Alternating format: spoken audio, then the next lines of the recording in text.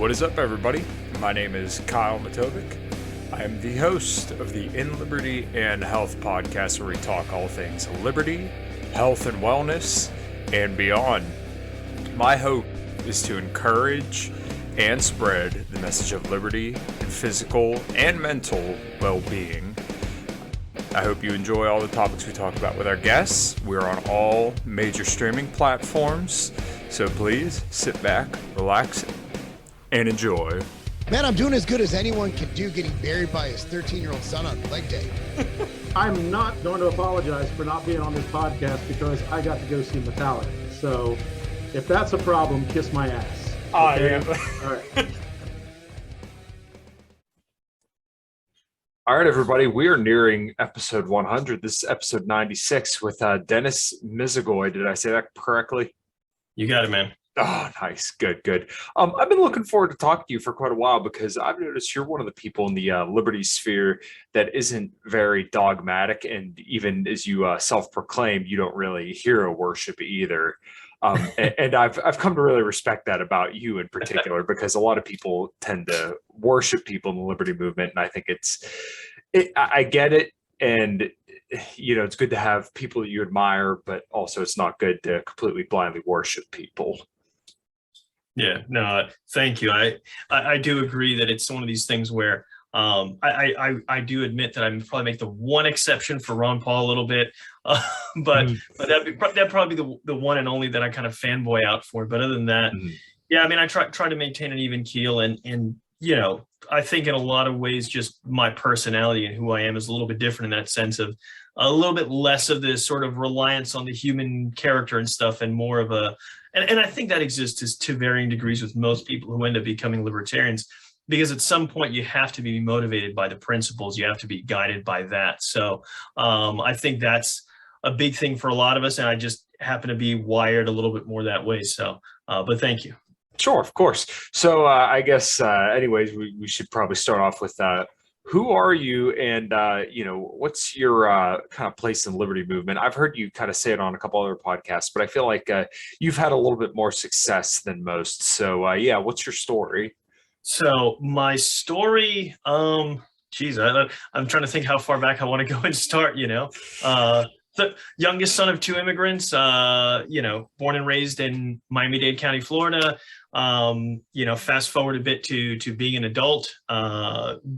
You know, had a few things in terms of sort of leaning towards the limited government or idea of it. You know, growing up the son, at least on one side of Cuban immigrants who came over here after the revolution, with some sense of what that meant for everyone there. And, you know, but it wasn't really until, as I mentioned a little earlier, Ron Paul, when he ran, I was a little too young to pay attention to his run in '88. I was like 7 years old at the time. So, but when he ran in the '08 primary, and actually leading up to that, because, you know, the primary season, not the primaries themselves, but all the campaigning and the debates and stuff, a lot of that starts the year prior. So I remember in 2007, you know, just hearing his name and start to look up and listen to stuff, you know, listening to clips and everything else, and just really getting my eyes open to all this stuff. That was the first politician I ever donated to. I was registered NPA at the time. That here in Florida is no party affiliation. I ended up registering Republican to vote for him in the 2012 primary. Obviously, that didn't turn out too well. So I was still voting. I'd already started voting Libertarian in the general elections as a consequence. But coming up until 2015 is when I, you know, coming up to the next election cycle, I just kind of was like, I'd been kind of, you know, my enthusiasm died when those campaigns fizzled out. Yeah. But as coming up to the next election cycle, I said, you know, I got to do something, man. I got to get involved. So I found our county affiliate in Miami-Dade, down there in South Florida, and just started with going and attending meetings at the time, something we were doing, and something that we were started doing there, and then kind of took statewide, was something that ultimately became called Operation First Step, which was just pursuing, you know, lowest levels of government. And a couple other friends of mine in the party at the time had the opportunity when they filed or they got to go unopposed. I ran in the special taxing district that I lived in down there. And when it was the first time our seats were coming up on the ballot, but I ran against the guy who was occupying the seat as an appointee, won 63% of the vote in our tiny little district in the general election of November 2016. It was the fun part of that, our election night party, as we were watching results come in, and all sort of just baffled that Donald Trump actually won that election too. But we had a little computer over on the side where we were refreshing the results from the county, and we saw that I won. So I spent the next 4 years, a little bit over, but the next 4 years serving on that seat is a real interesting experience, something that, again, I think is very relatable to those guys who I kind of talk about. Ron Paul, another one like Justin Amash, who very many times was the sole lone no vote. I spent the first 2 years on my board back there, losing pretty much every contentious vote, 1 to 4 or 1 to 3, depending on if somebody showed up or not. But that was any motion I made. For those who are familiar with these kind of terms, every motion I made died for the lack of a second. I had no support on the board. They approved some spending projects. They refused to move the meetings to be accessible to the general public. I was leaving in the middle of my workday. I was the only person who worked like a regular job, getting off to go and just leave my work in the middle of the day to go. Thankfully, my employers were all very chill about this sort of thing. But I went, attended my meetings every month. And, like I said, those first 2 years were pretty frustrating. I went through that kind of experience, and something really interesting happened after the midterm elections, or in the midterm elections, which was that we got a little turnover on the board. I was able to get enough people, or get some people interested enough to step up and go after a couple of the seats on the board. So we got a little turnover, and they weren't necessarily libertarians, but they were just people I could work with. And, we cut the spending, a bunch of projects that were really unpopular that had been approved by the previous majority. We saved something like 78% of what had been put into that. So that was good. We moved meetings to, instead of being like at 11:30 in the morning on a weekday, 20, 30 miles away from the district, it was, within a couple miles of the district at 7:30 in the evening. People could actually come out. Not to say that, you always had a huge attendance or anything, but we made it accessible for people. And I think that's an important thing. Not everybody's going to read it, but at least if the information's out there, you do your best that you can with it. And so people appreciated that. Had another opportunity down the line to kind of stop a bad idea project from going forward towards the end of my term there.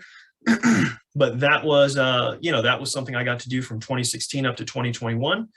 And now I've made the, call it whatever you want, decision to file and try to run for our U.S. Senate seat coming up here in 2022, occupied by the infamous Marco Rubio, whatever you want to call him. The character that he is. I think it's, for a lot of reasons, I think it's important to do, and I wanted to step up and do it. If nobody else was going to do it, I thought with, at least having some experience in public office, I think I can at least communicate the idea as well. I certainly lack some deficiencies, certainly in terms of organization and trying to get the campaign rolling. I'm getting some help and trying to work forward towards it. But, I look at the situation we're in, and particularly today, we're 30 trillion in debt, inflation's 8.5%, or, I've heard it calculated a few different ways, but I think that's one of the last numbers I heard pretty widely accepted. It's crazy that seem to be closer to nuclear war with Russia than we ever were during the Cold War, or at least the Cold War when I remember it was still going on when I was a kid. I was, like I said, still a kid, but I remember that being the time, and I remember when that ended. So it's wild, the times that we live in, and particularly also for us here in Florida, we have pretty good. I don't want to give the state too much credit for it. This is a result of work from libertarians of generations past who fought for it, who sued and won to get us good ballot access laws in the state to where it's comparatively fair, except for the fact that it's really hard for us to we don't have the same resources and infrastructure that the other parties have. Right. So that's more of a natural thing. But comparatively speaking, I think we have, compared to a lot of other states, especially, very favorable ballot access. And we have also an opportunity where we're the, I think still the biggest by far swing state in the country. And I think it'll be an extremely high profile race because you've got an former presidential candidate in Rubio, and along with the likely Democrat challenger is Val Demings, who was one of the characters mentioned in the Joe Biden Veep stakes of 2020. So I think it's an opportunity. And I think for every one of us who has this perspective and who believes in these principles of individual liberty, it's important for us to have a voice and to be represented out there. And honestly, I say, these principles and this perspective, they deserve not just a seat at the table or a voice in the conversation, but, a seat in the U.S. Senate. So however difficult and however much of a long shot that is, I look at it from the standpoint of, look, we may try and we may fail, and that is typically what happens with libertarian candidates in high profile races. But I know what's going to happen if we don't.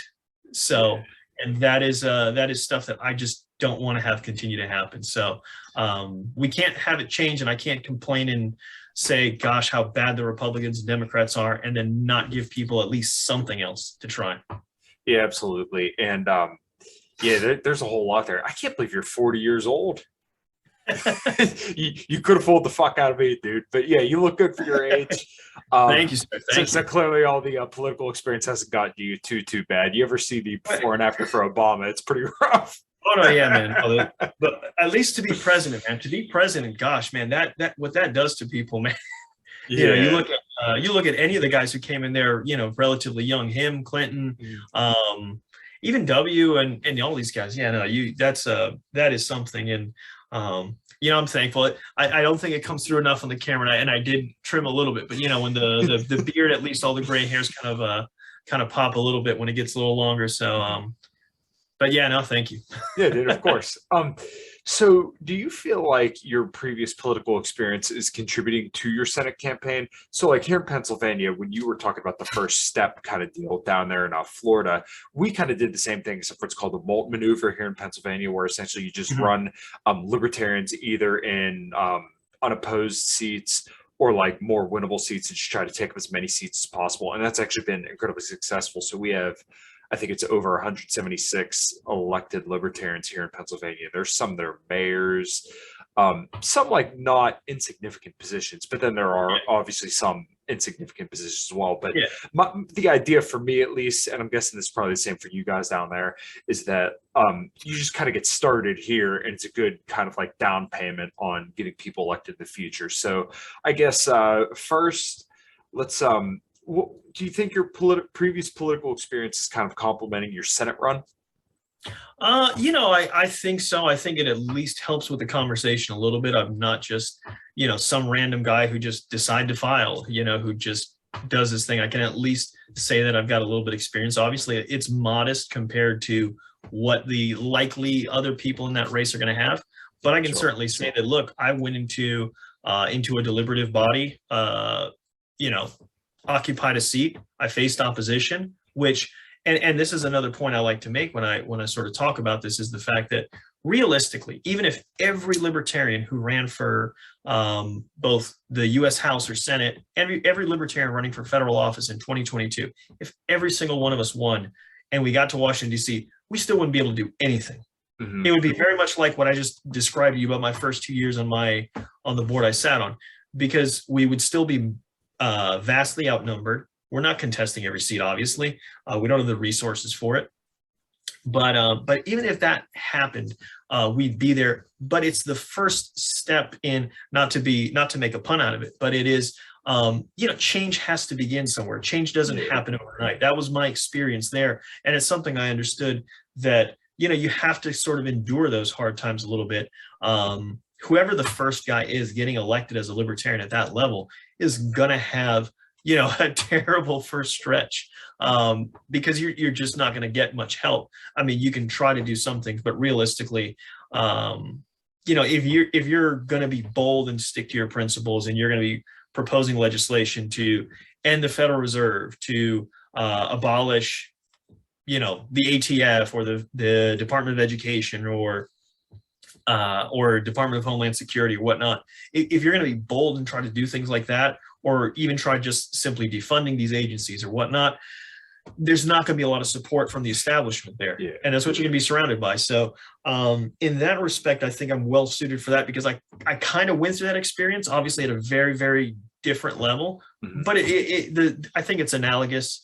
And the fact that I came through that experience and then was able to, sort of overcome some of that and make some positive change. Obviously, not everything perfect. I didn't get to take all of the money that was on the, without trying to explain community development districts too much, all of the money that was tied to the bonds. I didn't get to just take the money that we had from the refinance and pay down the bonds, and then cut that piece of everyone's property tax in the district. But the fact that we stopped some of the waste, and we didn't build these things that nobody wanted, and there were wins there, and I think that helps. And I think just also having a sense of what it means to be, an elected official representing people, to sort of have that relationship again on a very different level. But I think it's still in many ways analogous. And I definitely think it's an asset, and again, something I can take with me, to try to express the fact that I'm serious about this, and doing what I can, and not just some random guy talking on the internet or whatever, asking people for their vote. I have done this in the past at a certain level. It's just obviously we're trying to level up quite a bit, because unfortunately you cannot, and this is one of the things where I maybe disagree with some other libertarians, where there's a little bit of the hyper focus on that. And look, I ran locally first before anything else, so it's not like I'm totally against that. I agree that you got to pursue things that are within reach, and there's certainly a benefit to doing it. But at the same time, what are the big things that really animate a lot of us? Certainly me, going back to those Ron Paul campaigns in in 08 and 2012. What were the two big things? The monetary system, monetary policy with the Fed, and the wars. Yep. And look at what's going on now. Look what's been going on since then. Yeah.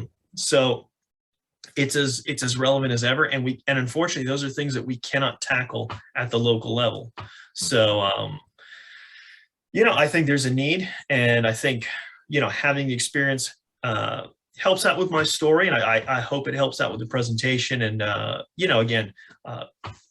gives a little bit different flavor, and again also signals to other libertarians that something a little bit different. And I think kind of taking a step back, I know that I don't think this was exactly a question, but I think sort of our thought process really in that time is part of it is you want to build up a pipeline. There's a couple of things in there, building a pipeline of candidates so that you actually have people who have a little bit of experience. I think also anybody else who works and kind of supports that, gets a better understanding of what it is to be a part of a campaign. Although you don't have that if you're working if you run unopposed, you don't really run a campaign though. So, but it's all part and parcel of it. And I think anybody who's, adding something to their resume, it's something that's going to, help out in the future if they want to continue on with it. So. Yeah, absolutely. And the thing is that you also had mentioned that you were consistently kind of shot down for the first 2 years. So this shows that you have principle, that you're willing to kind of take the metaphorical kick in the teeth and keep rolling. And some people will kind of go back and forth with me on this, but my problem with a lot of Republicans right now is that they sound good on a lot of stuff, but this is just because the left is so bad that it's okay to kind of knee jerk and react over to the political right. And they sound good just because it's not their guy in there right now. So they're going to ring and wave their hands all sorts of ways. It sounds good and appeals to libertarians. But once again, is this a principled stance, or is this because it's not their guy? Honestly, I don't believe it's a principled stance majority of the time. So someone like you, to circle back, you showed that you have a principled stance the same way Ron Paul did, the same way Justin Amash has. These guys are incredibly principled, and they always vote. Like, you would know if you understand libertarian principles, you know where their votes go, and you're Exactly. kind of in that same vein. And I think that's very, very important going forward, because as we saw with Trump, a lot of Republicans were perfectly fine with huge deficits and never ending wars, even though he campaigned on ending the wars. When you have principled people in there, you know how they're going to vote. But if you have people that just kind of go against, or that toe the party line, then how can you trust these people? And this is kind of the reason why I'm not paleo libertarian. As much as I have a lot of respect for those guys, I've had them on the show. I'd have them on again. If I saw them in person, I'd buy them a shot. I'd buy, pretty much everybody I've on the show a shot. But regardless, I can't lie to people, right? And I'm not going to be a partisan hack for the sake of political power. I'm going to be principled, and I want to make sure that, what needs to get done gets done. So I'm not just going to go along to get along. I won't toe the party line. So, once again, long-winded way to say that you seem to have that same kind of outlook as well. No, yeah, I look, I take, and obviously if we segue into sort of talking about some other stuff with Florida, that it really becomes pertinent. I take it, I'm happy if Republicans happen to do something good, even if they're not principled. If they find some reason to do it, I'm happy for it. Likewise with Democrats, and I don't. Not that I think that there's necessarily an obligation to be even-handed in this, but there are things that Democrats have been better on historically. They're in sort of a really weird space in terms of what they're emphasizing culturally these days, and kind of what their message has become. So it's going to be real interesting to see, putting my own stuff aside, in terms of what I'm trying to do in my race. Even putting that aside, it'd be real interesting to see kind of how this pans out in 2022. The elections last year, like the gubernatorial election in Virginia, for example, that was something interesting to see if you paid attention to that one, in terms of just that whole narrative, and just that conversation, that soundbite. I can't remember exactly what it was that with Terry McAuliffe, but basically, that parents shouldn't decide what kids are learning in school, which is just an absolutely wild thing to say. And a lot of people who would have reliably voted blue weren't, hardcore, whatever, but, were consistently voting for them. That was a message that a lot of people picked up.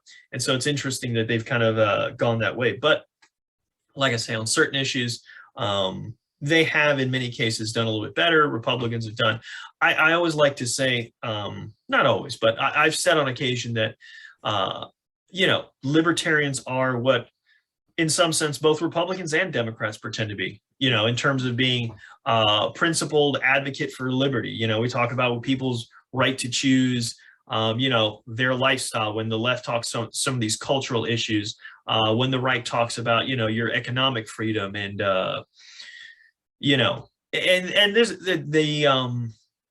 that side of verbiage you see a little bit less with Democrats. Now, I guess with the abortion debate, they started bringing it up again to say my body, my choice, and convenient. Some of these related things, but that's one of those debates that I just find unpleasant to get into, because it's dominated by the extremes, and the rhetoric I find is so unrepresentative of what people are talking about. Because just even saying pro-choice and pro-life versus saying, look, I'm anti-abortion versus pro-legalized abortion, or some more nuanced sort of thing. And unfortunately, it is slogans and catchphrases that wins votes, unfortunately. It's just the nature of the beast. It's the new shiny thing.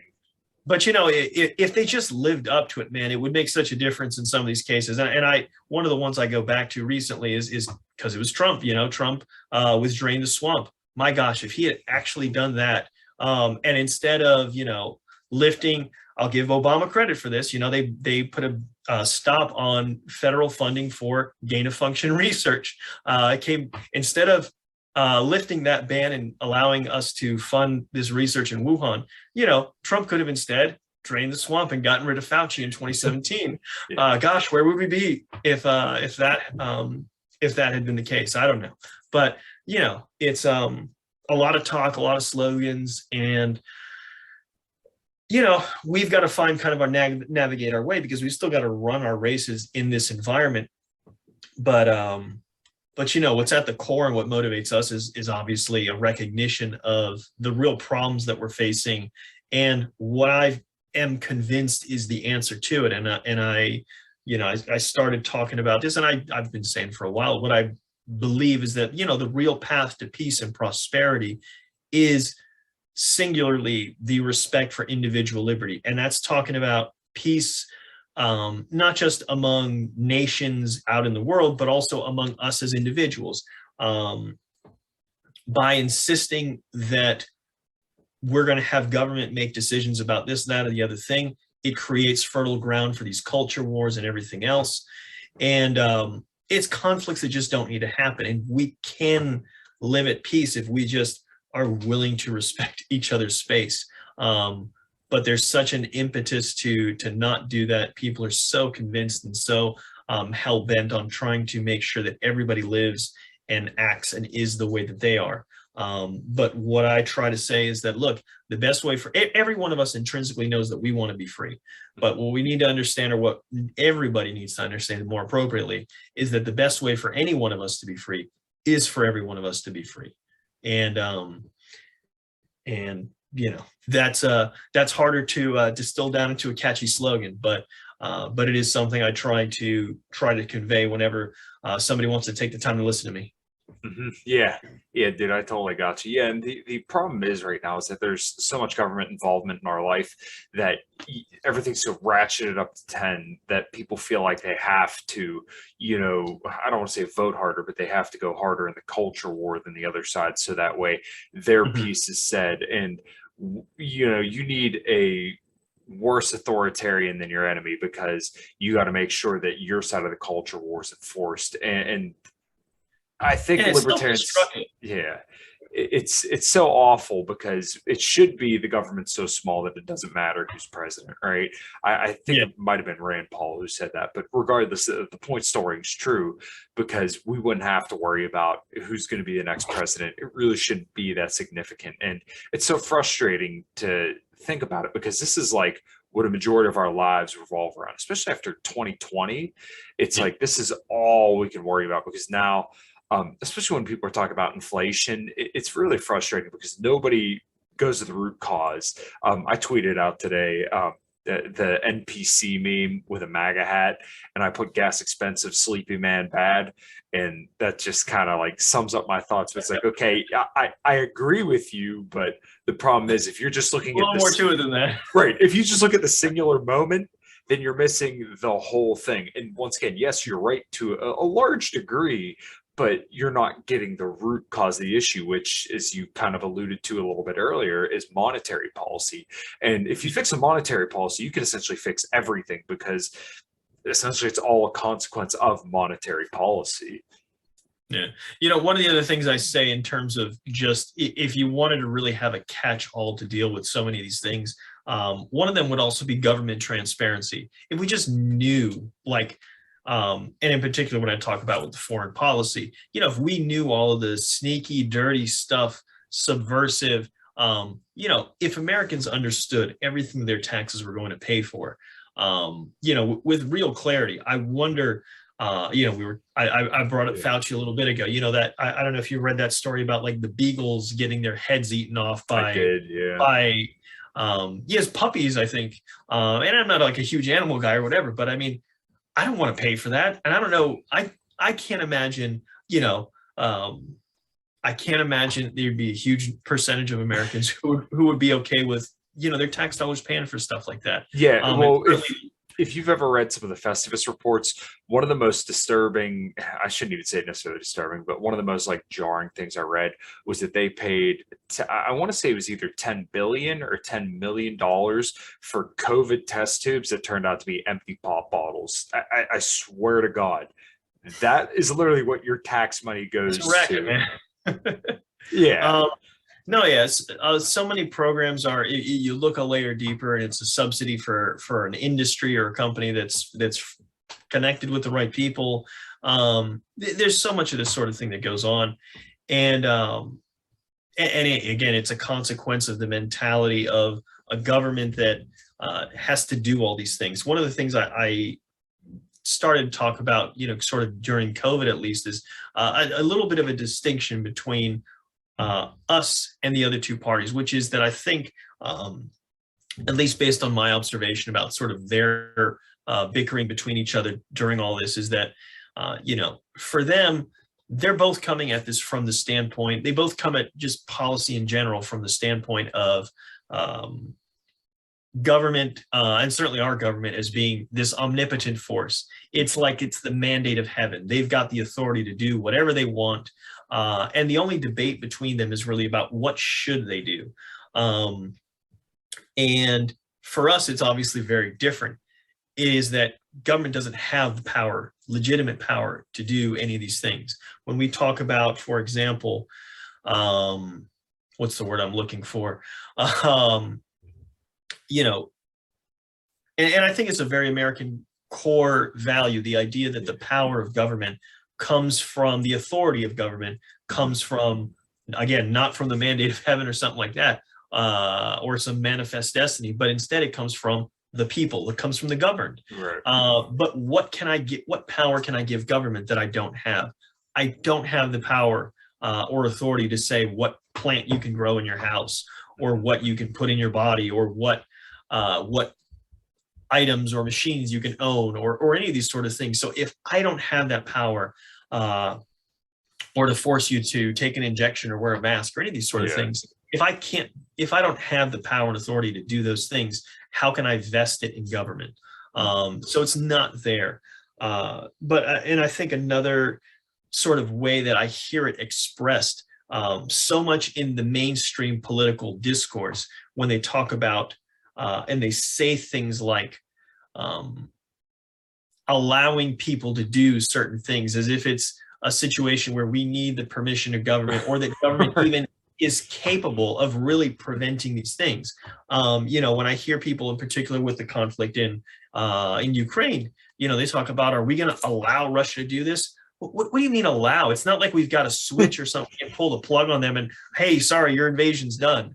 I mean, there's things we can do, but the things that we can do up to a certain point have real consequences. You know, putting sanctions on Russia has consequences where certain things cost more now. And then you want to call it the Putin price hike, but you know, but again, also the obviously the prices and the inflation and everything is stuff that has been a long time brewing. It didn't happen overnight. It's certainly, we went into overdrive over the last 2 years with the COVID spending. There's a great clip I always like to throw out there.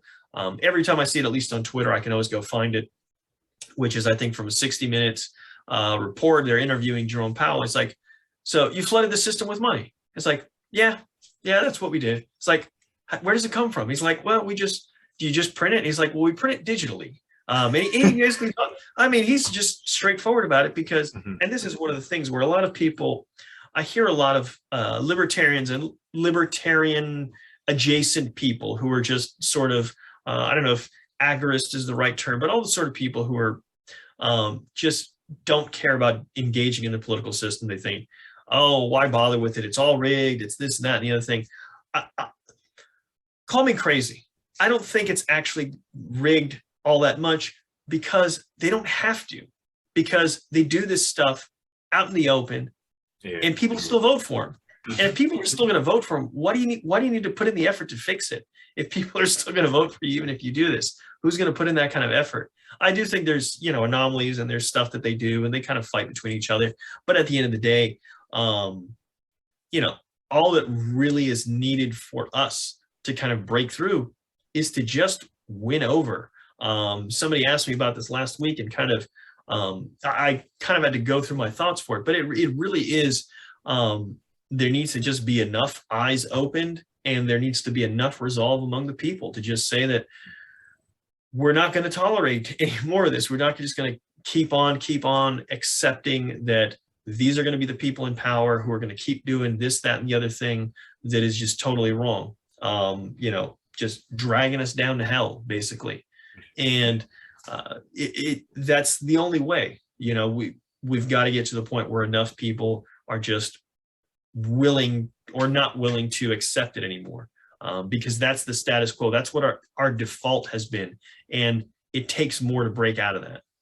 Yeah, well, and to touch back to anarchists and agorists who think all political action is, you know, irrelevant and it's rigged. It's like, okay, well, what do you propose? What is your scalable solution other than just you dropping out and, trading mushrooms on the black market. Like, okay, you could do that. I don't have a problem with that. I mean, dude, I'm a musician, I'm a mechanic, I'm a podcaster. I do plenty of different things that don't involve politics. But like, okay, if we want to actually spread this and make the world a better place, right? Because that's what I try to do through this podcast, when I play music, and just about every endeavor I do. When I fix cars for a living, I'm trying to make people's lives better, right? If you're just an agorist and you're going to just tweet on Twitter all day and get into quote tweet arguments all day, okay, well, that's fine. But once again, what is the net positive for the movement? That's what I want to know. So what's the scalable solution if you're not going to engage in anything political? Because I can tell you right now, if Twitter arguments were going to set us free, then by God, we should be in Ancapistan like yesterday. Yeah, no, man. Like I said, that's part of what just sort of motivated me to kind of get more in the first place. And I think a little bit with this as well. It's just, what are we going to do? We're going to sit on the sidelines and just allow it to happen. And to your point about, the stuff that you are, look, man, for me, it's not like I remember all of us talking about it a few years back when I did try to do like a little town hall with some of us who are elected officials in Miami. Talk about, what kind of motivates all of us. And for most of us, we'd all be happy to go back home and just kind of stick to our things, do my regular day job and, my family, church and stuff like that. And not worry about doing politics or running for any of this stuff. But man, I really don't want those people who are in power to stay in power. I really don't want them to. And how's that ever going to change? It's not going to they're not just going to magically, by us, like you say, talking about it on social media, they're not just going to spontaneously wake up and turn over a new leaf. No, these are the people. Look, power attracts the people who desperately want it and want to abuse it. And those kind of people, this is their lives and they're willing to do everything for it. And that's not us. So that's another thing that kind of puts us at a disadvantage. But it's exactly for that reason that it's so important for us to at least create the opportunity so that if and when the people are ready to kind of move on, that they can, because if, again, like I said, if I go and complain about Republicans and Democrats being so awful and so corrupt and so evil, and I shouldn't shy away from evil, on the whole, why? Well, then what are the people supposed to vote for if I don't give them an alternative? If we don't give them an alternative, so that's the idea. It's as simple as that, and it can't change. It's not going to change with those folks in power. Put it that way. Yeah, and I mean, we've kind of seen it because Trump was supposed to be the outsider, and nothing. What the heck happened over the last 5 years? We ended up locked in our homes, and the frustrating part about this is that when you try to explain some of these subjects to some people, it's always history started yesterday, right? The whole, especially you see this with the war in Ukraine, just, all of a sudden, this wouldn't have happened under Trump, or, oh my God, Russia's so terrible. Look at what they did. It's like, okay, well, you dummy, if you sit down and read a book or read, an article that isn't mainstream news every once in a while, then maybe you'll understand.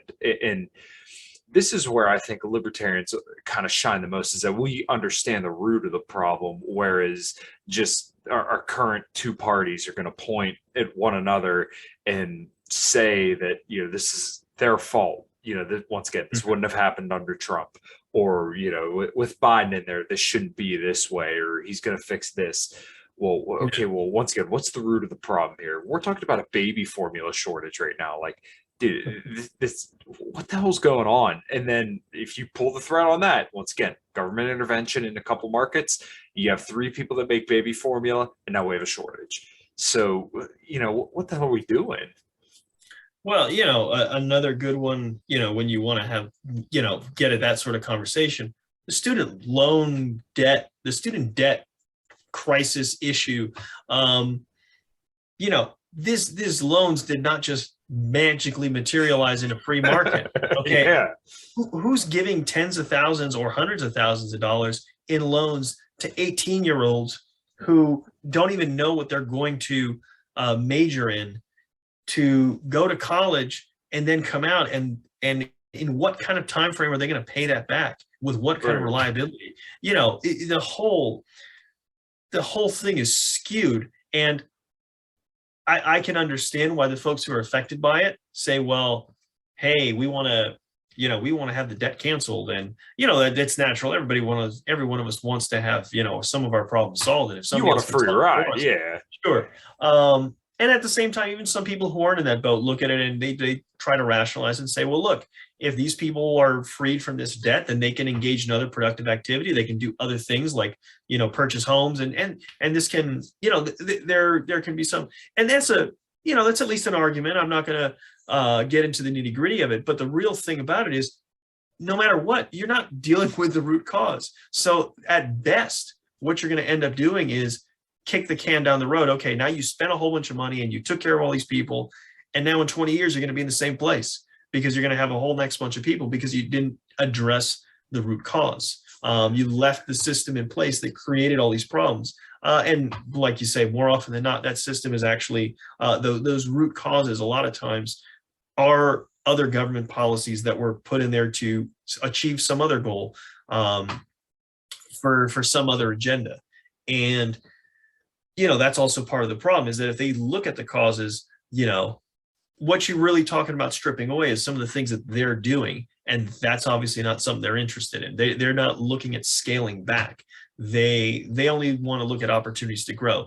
The mentality, and one of the things I like to say, and is always at the forefront of my mind about this sort of thing, is that mentality of we've got to do something. I think that's the worst, absolute worst thing in government, but it's so prevalent, and it's not even, and it's what they want to be seen doing something. The last thing they want to do is say, oh, look, here's a problem. What's our solution? Is to do nothing. But the truth is that, a lot of times that's going to be the, a lot of times the only things that they do, what they do, anything that they do really ends up either making the problem worse or just creating other problems without actually solving this other problem. So in a lot of cases, it might be the right thing, or even just stop doing those other things, like we say, that initiated the problem. But, that doesn't, that's not in their interest. And that's a thing, going back to, not to say it wasn't something I was really not at all cognizant of, previous to that, but I do like hearing the story. If you've ever heard Thomas Sowell talking about, how he sort of abandoned Marxism, and, which was after working in, I think, the Department of Labor for the federal government as an intern during an internship. And he said what he came to understand, and unfortunately, I don't think he applies this to every part of the federal government, but that it's full of people with agendas, and it's not this, I think what a lot of us, are taught to envision, that these are just these noble public servants who are, have the public's best interests at mind, the nation's best interests at mind. They're all people with agendas who have biases and, their own motives. And, that's always going to be the limitation. What we talk about as free market capitalism, people still have their own agendas, but it's all very transparent. We all know everyone's pursuing their self-interest, and what it allows it to do is to harness that energy into productive ways. Because as long as you have respect for individual rights, you don't have violence, you don't have people's property being destroyed or violated in other ways, what ends up being is that the way to become wealthy is by giving people stuff they want, and that makes the world better, and finding ways to do it more efficiently. Improves the quality of life, and has for quite some time, better than any other system. Yeah, and do I kind of touch on one of the other great economists from back in the day on top of Thomas Sowell is Dr. Walter Williams, who always says that greed is the greatest driver of human prosperity, because it is absolutely true. How do you, how do you generally raise people's living standards? Well, somebody has an interest in something that you have, and you can, or a service that you have, and you both voluntarily exchange to raise each other's living standards, right? There's the best barbecue restaurant in the world, and I know you and I went back and forth about this a little bit on Twitter, but Big Rig's about a half hour up the road here, right? And their brisket is to die for, and it's like probably $20 for a pound, right? And I'm totally willing to throw them the $20 to get that pound or half pound of brisket, right? That's a voluntary exchange where now they're better off because they got my $20 and I got my brisket. I'm the happiest could be. And to throw a bone to Florida, every barbecue place I've been down there has been fantastic as well. No, what's it called? It reminds me, somebody saying, in any voluntary exchange, everybody wins because obviously you value the brisket more than the $20 and they value the $20 more than the brisket. And so you guys exchange. If you didn't, you wouldn't have done the exchange. Exactly. Because each side was worth more. They can make more brisket and obviously you can earn another $20 to buy more later or buy whatever else you need. So no, it is, that's how that system functions. And, certainly talking about food. I mean, look, I have all the places I love. Growing up in Miami, I feel, especially having been very spoiled, and I think part of that is obviously all the different influence of Latin America. And I always like going back when I get a chance to. I don't know what places you went to. I guess you're talking about a lot of barbecue and stuff like that. But if you're ever back down there, check out an Argentinian restaurant, Gracianos. Just because get the mixed grill with all the different kinds of meats and stuff. Oh, and okay. it's just just stuff that you don't get in enough places. And so and some of the things that are a little bit different than what you might see in some other things where you have like the black sausage and the chinchulines and whatever. And so fun stuff, man. But, oh my God. Listen, so I'm getting married down in Florida. We're Bradenton Beach, right? And I've been to a pretty decent bit of the state. We've been down to Orlando, I think 3 times, and there's a place. Oh my God, it's right on the tip of my tongue. It's a churrascaria. Cafe Minero. That's it, Cafe Minero in Orlando. That place is fantastic. But same deal. They have all the different cuts. They have the grilled pineapple and everything. But yeah, dude, Florida's incredible. I like if. I almost wish I would have took the job back in 2016. I graduated college and I interviewed actually down in Vero Beach, which I think is about an hour and a half from Miami. Give or take. That's right there in between. So yeah. Yeah. So I interviewed down there and I'm like, man, it's beautiful down here. I remember when me and the service manager, the foreman, went out for an interview and they bought me lunch, and there's literally like restaurants you could just like pull a boat up into for drive through. And I don't know, dude, every single time I'm down there, it's just like happiness, right? I had a friend that I used to work with in the one Chevy dealership about, holy shit, I can't believe 10 years ago now. He's like, yeah, I had another friend that moved up here from Florida, and he said, everybody up here in Pennsylvania looks tired. He said, you go down to Florida and everybody's like happy. And yeah, I could definitely relate to that. And we are fortunate in more ways than one. So, So it's definitely a place. And if you've been around the state, then you kind of get some of the different flavors, because in the different areas, the culture varies, and what you have in sort of the urban centers versus when you kind of stretch out more onto the edges of that. So, it's a beautiful thing. So like I say, I've always been very happy and feel blessed to be here. So, and so one of those taglines, it wasn't mine originally, and so I just kind of threw it in some of the times. But I just like to say that Florida deserves better. So it's certainly better than what we got in terms of representation. So nice, yeah. So I guess we could probably start kind of wrapping up here, but real quick before we kind of go to plugs and everything else, I'm curious about your thoughts of the current Republican Party down in Florida, because that's definitely something to be contended with. And I'm sure you and I both do not agree with DeSantis on quite a few things, but he's very, very effective in what he does, because he does kind of put the left on their heels as compared to where normally it's Republicans kind of chasing the ball. Now, obviously, what he's doing to do that, some of the stuff is like, okay, well, you're kind of overstepping there, but It makes me a little nervous because I know he has presidential aspirations, but Reed Coverdale kind of said it best that he's essentially going to be Barack Obama except for a Republican. That's what it's going to be because he's very well spoken. He's a populist. He loves his people, so I know that appeals to a lot of people in Florida. But I don't think they understand what the consequences of that. Once again, it's very easy to look at this this very small moment where he did good and then think that he'd be good everywhere else. But, it doesn't take a lot of digging beneath the surface to see his congressional record and realize, like, holy crap, you guys have no idea. Yeah.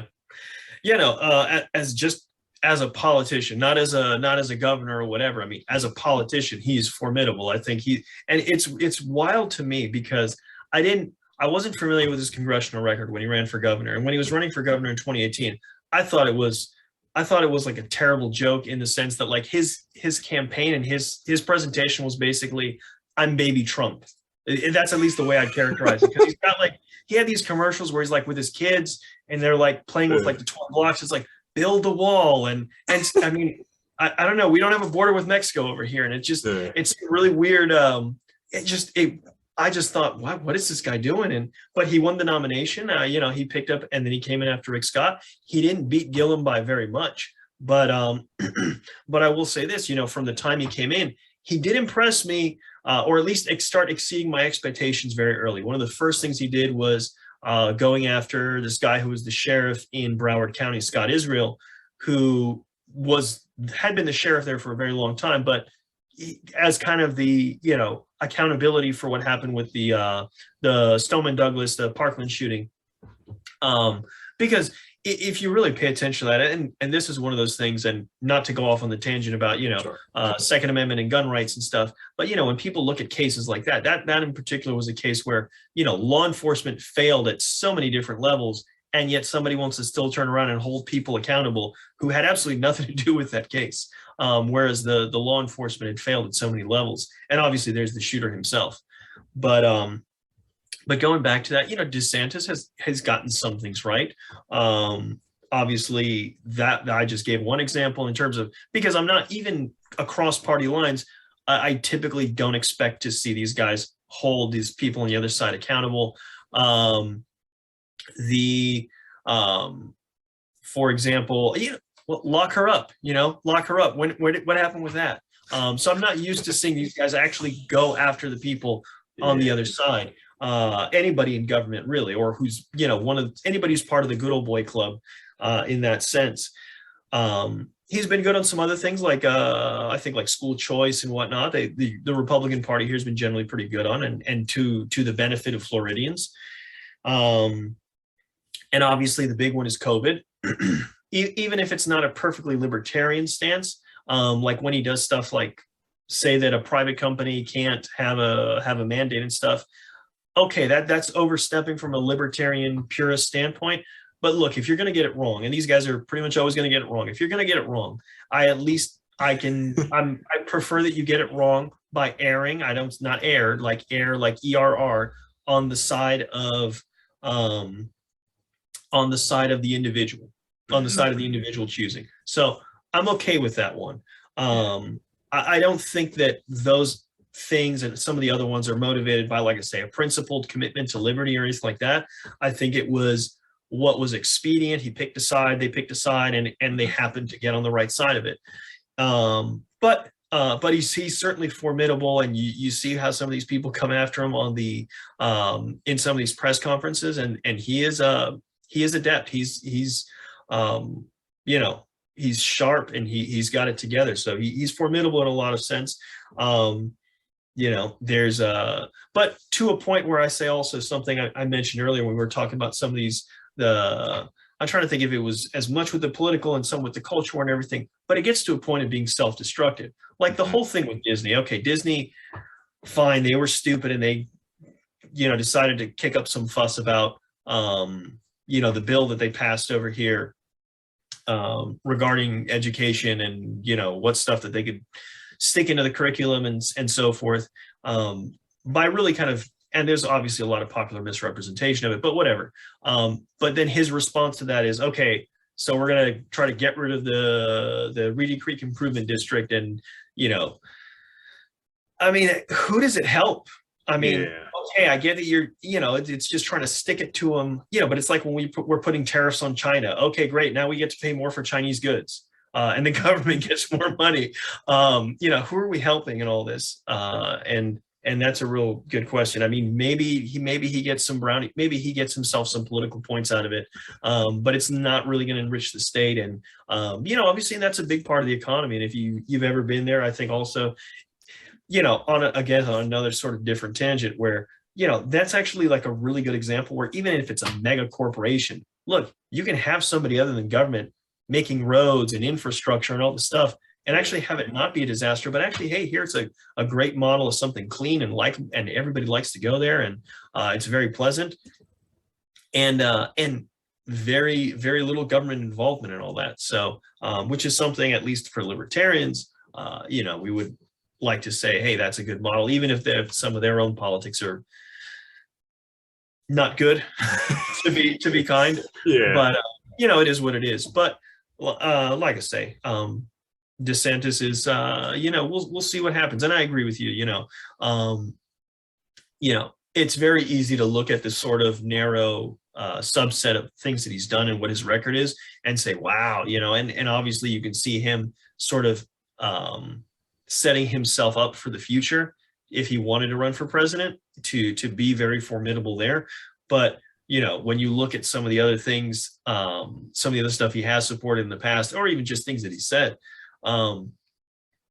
we at least would recognize that, yeah, we probably wouldn't want him president. I don't mind if he stays governor, but I probably wouldn't want him to be president, because some of those policy areas, some of them don't matter quite so much when you're governor. They matter a lot when you're president. Yeah. Yeah, I think that's completely true. And I think a lot of people are kind of missing that side of it. Dude, we've been shooting the shit for an hour. You're a machine, dude. This was awesome. I'd love to have you back on sometime. So I got a couple questions I ask every single guest. And I think I got one more for you. First thing, how's the weather down there right now? It's good, man. It's good. It's been getting a little hotter the last few days. So it's what happens. You get some of this above in the 90s, but it's still manageable. I'm in Central Florida now, so it's so it cools still a little bit at night. But I mean, I say that compared to growing up and living almost my entire life in Miami, where in the nighttime, you'd go out and it'd still be like this humid sauna kind of thing. So, but it's good, man. I mean, I've been spending time at least out in the evenings for most of the last bunch of weeks up until last week was the end of my son's little league season. So this is his first year playing. So it was a lot of fun. We're up here. My nephew is also on the team and my brother-in-law is coaching. So it was really cool. They got to the finals in their little league. So it was pretty cool. And, weather was always nice. So I can't complain. Florida weather is always one of the nicest things here, man. Yeah. Probably needs to rain a little more for the grass, but usually rain's not a problem around here. So yeah, torrential downpour for like 10 minutes and then it stops. Yeah, it is. I was checking my watch, 48 degrees up here in Pennsylvania. So yeah, it was pretty nice going most of the day. But like we had like the sun out. Don't worry, it was snowing in like late April. I'm like, wow, this is horrid. I hate it. A fun story. I lived in DC for a few years right after getting married. Not DC proper. I lived in just outside of DC in Maryland. Sure. My parents came up one year for around spring break. We were on there. They came up for spring break, like right at the beginning of April. We were going to go up to Niagara Falls. In Maryland, when we got out of our apartment, the day we were going to start driving up, it's snowing. So I was just like, all right, it's only going to get colder from here, man. And this is, again, for all of us who are from Florida or live most of our lives in Florida. So, it's always that sort of funny perspective. Like I say, we're very fortunate down here.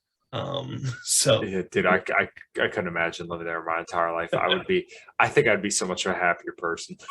Not that I'm not a happy person. I am a pretty happy person. Dennis, what does liberty look like to you? It's simple. It's live and let live. You have to respect other people's rights. It's funny when I hear, and I've seen, when people talk about, it's very popular nowadays when we talk about secession and things like this, and certainly among certain political areas, but I mean, even somewhat in the mainstream. But look, you don't have to, you can't reasonably, I don't think we can in a modern world expect that we're going to be surrounded by everybody who thinks like us and is like us and wants to be like us and just has all the same thing as us.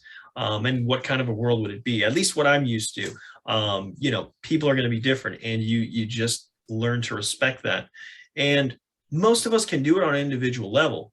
It's just pulling back from this sort of thing. I think any one of us, if we recognize sort of the common humanity, every one of us, you take the religious perspective of being, brothers and sisters, children of the same God and everything. But if we have a sort of positivity about one another, respect for one another's rights, we just stop trying to control, and the things that we focus on, at least what we see as problems, is where people actually are violating one another's rights. That's where we draw the line. And I believe that those things are still possible. I'm a hopeful person to think that I like the story in the Bible with Jonah, not the whole thing with the fish, but after that, because he goes and preaches to Nineveh, and about how they're going to be destroyed and everything, and the people actually repent. The people actually get it together, and they do the right thing, and they don't get destroyed. And for as much as it seems very fatalistic for us, like we're just going in the total wrong direction, I try to remain hopeful that we can get it together and begin to fully respect one another, and because it'll be a better way to live. I mean, we don't need to be fighting with one another, and so they don't need to be fighting with us. And I think that's a much better way to live. Awesome. Yeah, I completely agree. What does health look like to you? Health, movement, I guess, for lack of a better term. I mean, and obviously you need to eat something to sustain yourself. By the sweat of thy brow thou shalt eat the bread all the days of thy life, I guess. But you should eat more than bread. My blood work always comes back good. So however someone may look at me when I don't eat a lot of vegetables, I think that's fine. But I think the biggest thing, people are going to eat what they're going to eat. They got to put something into their body, but movement, you've got to find stuff to do. You can't sit still. So, and that can take a lot of different forms, but you find something. So yeah, I got you, man. Yeah, no problem. Where can everybody find you? I got the URL if it's showing over here in the corner. Mm-hmm. And this is easy when you have a really strange last name. You can just get that as your domain name. So it's misigoy.com, misigoy.com. All kind of stuff on there. My most recent live stream is on the homepage. We got a couple events coming up. Actually, I'll plug this one. I'm looking forward to Saturday evening doing a live stream. It's a little paid thing. So we're trying to raise a little money ahead of the national convention in Reno. Maybe sort of the money bomb type of thing, hopefully. But really a little live stream we're doing. I'm going to have Clint Russell of Liberty Lockdown Pod is going to be on. Spike Cohen's going to be on for part of it. So, hopefully they can help me draw in a little bit more and raise that profile a little bit, because I think this, like I said, it's an important race, and get the word out there and get a little more support in. So that's coming up May 21st. And yeah, so. Nice, dude. But yeah, check out the website. Also on all the social media, I've got the links on the website. But if anyone wants me to just rattle it off right quick, on Twitter it's at Dennis Misigoy. All together on Facebook and Instagram, it is at Elect Misigoy. So there you go. Cool, dude. Well, both those two gentlemen you mentioned have been guests on the show multiple times, except for Spike. I would like to get Spike on again. But yeah, those are great guys.